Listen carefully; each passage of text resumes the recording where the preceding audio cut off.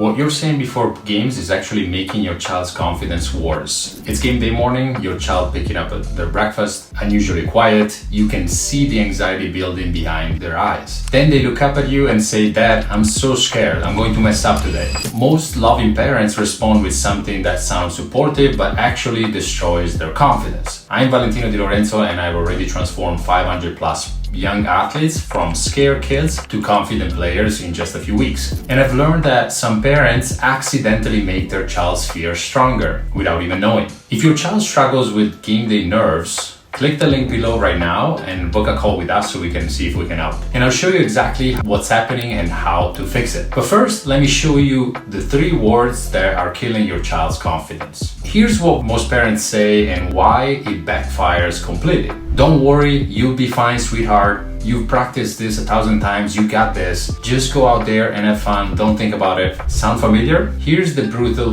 truth. Every single one of those responses just taught your child that their fear is wrong, that they shouldn't feel what they're feeling. So now they're not just nervous about the game, they're ashamed of being nervous, and you accidentally double down their anxiety and their fears. When they step on the field, their brain is fighting 2 battles: the game and the guilt of feeling scared in the first place. No wonder they freeze up. You're not just failing to help, you're making it worse.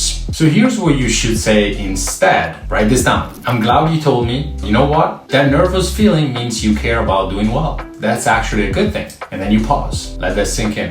Then you say, "The best players get nervous too. Even Messi gets butterflies, but they play their game anyway. And you know how to play with your game." Finally, so instead of trying to be perfect, let's pick one thing you focus on out there. What do you want to do well today?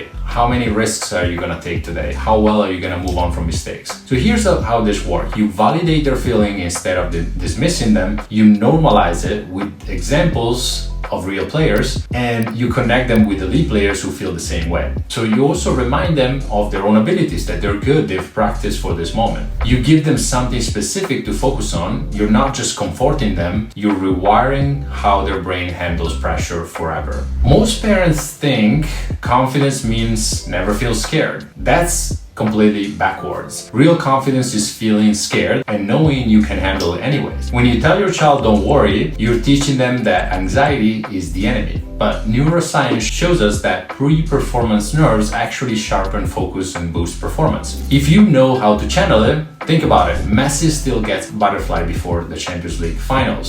Serena Williams was nervous before every Grand Slam. The difference between them and your child, they learn that the nervous energy is fuel, not poison. This is exactly what we teach in our mindset strategy and our mindset program. We don't eliminate fear, we transform it into a competitive fire. Here's what I've learned working with 500 young athletes. Kids who learn to work with their nerves become unstoppable. Kids that learn mental tools instead of hiding on the field become the captain of their team. So which one do you want your child to be? You want the players that is scared all the time, or do you want the players that becomes the captain of their team? Let me tell you about David, 14 years old, talented midfielder, but every game was a torture for him because in practice was doing really well, but in games he could not do the same thing due to the fears, due to the coach yelling at him. So what happened is her mom used to say, "Stop overthinking, you're amazing, just relax," and the fear were not going away. So what happened is they joined our program and they learned those mental tools. He learned how to be more aggressive, he learned how to move on from mistakes, he learned how to tune out coaches yelling and also to control their emotions and their feelings. And what happened is